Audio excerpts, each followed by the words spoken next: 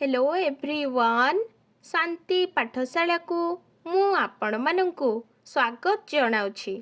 आजिकार एक नूतन भिडियो रे आमे आलोचना करिबा धंदामूलक शिक्षार आवश्यकता उपरे एक सुंदर रचना। भिडियोटी को आरंभ करिबा पूर्वरु चैनल को सब्सक्राइब करिनियंतु एवं पाखरे थिबा बेल आइकन टिकु प्रेस करि दियंतु। चलंतु भिडियोटी को आरंभ करिबा। शिक्षा मनीष को अंधारु आलोकित दिगकु बाट कढ़ाए। व्यक्ति समाज जाति प्रगति रे सहायक हुए।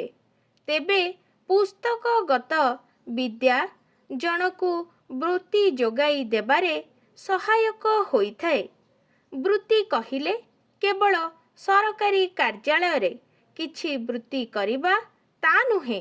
विभिन्न धंदामूलक वृत्ति अछि जहा मानव जीवन पाई विशेष भावरे प्रयोजन होइथाए। पुस्तकगत विद्यारे समस्ते पारंगम होई उठंती नाही। तेणु अनेक पुस्तक विद्या छाड़ी इच्छा मुताबक कर्म आदरी नहीं समाजरे बंची रहंती।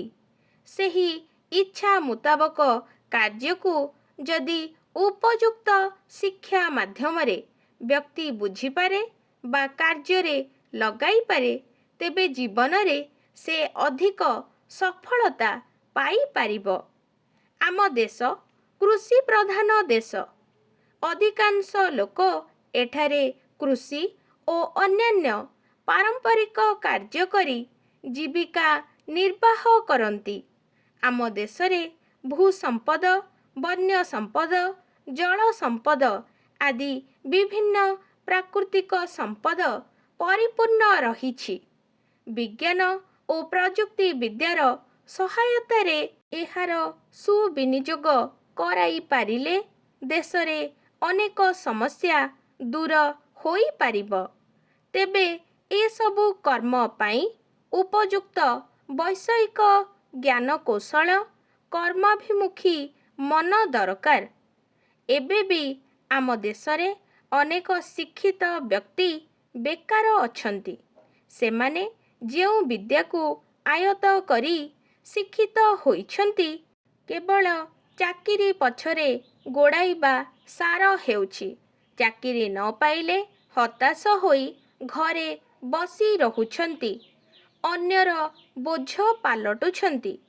जेउ शिक्षा स्वावलंबी हेबारे सहायक होई न पारिला सेमिति शिक्षा आयत करी लाभ कौन? जातिर जनक महात्मा गांधी बहु पूर्वरु मौलिक शिक्षा और धंदामूलक शिक्षा उपरे गुरुत्व उपलब्धि करी जनता को सजग कराउथिले। तार आवश्यकता एबे बहुल भावे उपलब्धि हेउछि। दिनकु दिन जनसंख्यार द्रुत प्रसार आमर आर्थिक स्थिति को दोहलाई देउछि। एबे प्रत्येक मनुष्य स्वावलंबी हेबा जरूरी होई पड़िछि। तेणु धंदामूलक शिक्षार गुरुत्व समस्ते उपलब्धि करुछंती। जेउ मानंकर पुस्तकगत विद्यारे उत्साह आसुनाही बा कौनसी कारणरू सेमाने से विद्या प्रति आग्रह प्रकाश करू नाहांती सेमाने निजर इच्छानुसारे धंदामूलक शिक्षारे जे कौनसी धंदा बाछि सेथिरे निजकु नियोजित करिबा आवश्यक। धंदामूलक शिक्षा जीवन को कर्माभिमुखी कराए। जीवन संग्राम रे अवतीर्ण हेबा पाई प्रत्यक्ष साहस भरी दिए। कर्मक्षम स्वावलंबी व्यक्तिटिए सृष्टि करिबारे धंदामूलक शिक्षार प्रभाव बेस गुरुत्वपूर्ण अटे। एहा मनुष्यर जीवन धारणर मानकु उन्नत करे। जातिर प्रगति पथरे सहायक हुए।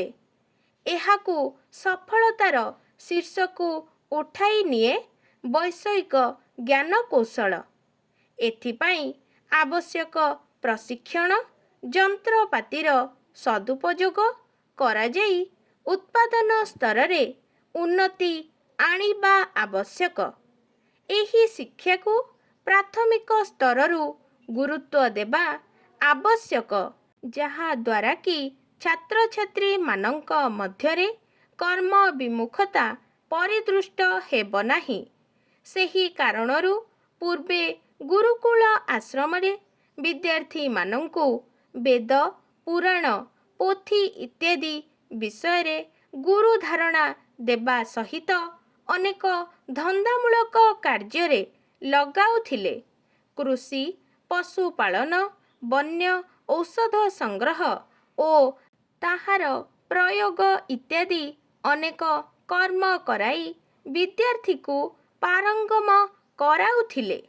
ପ୍ରତ୍ୟେକ ବ୍ୟକ୍ତି ଯେକୌଣସି ଧନ୍ଦା ପ୍ରତି ବିମୁଖ ହେବା ଉଚିତ ନୁହେଁ।